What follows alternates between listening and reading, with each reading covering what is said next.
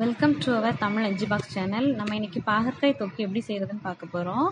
பாகற்காயை குட்டி குட்டியாக நறுக்கி எடுத்துக்கணும். கடாயில் வெந்தயம், கடுகு, ஜீரகம் சேர்த்து நல்லா வறுத்து எடுத்துக்கணும்.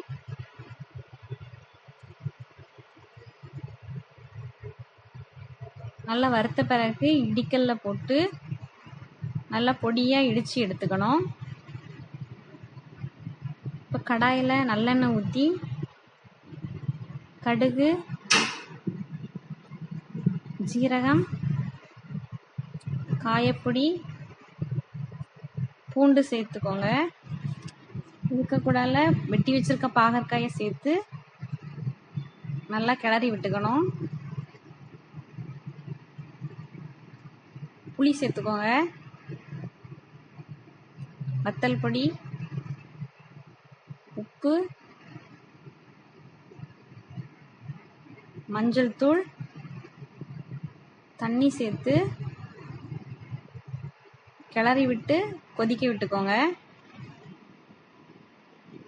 கொதிச்ச பிறகு வெல்லம், இடிச்சு வச்சிருக்க மசாலாவை அதுக்கு கூட சேர்த்து நல்லா கிளறி விட்டுக்கணும். இடிச்சு வச்ச மல்லித்தூள் சேர்த்துக்கோங்க. நல்லா கிளறி விட்டு எண்ணெய் பிரியிற அளவுக்கு கொதிக்க வைக்கணும். இப்போ நமக்கு நல்லா எண்ணெய் பிரிஞ்சிடுச்சு. பாகற்காய் தொக்கு ரெடி ஆயிடுச்சு. இது உங்களுக்கு நல்லா யூஸ்ஃபுல்லாக இருக்கும், உடம்புக்கு ரொம்ப நல்லது.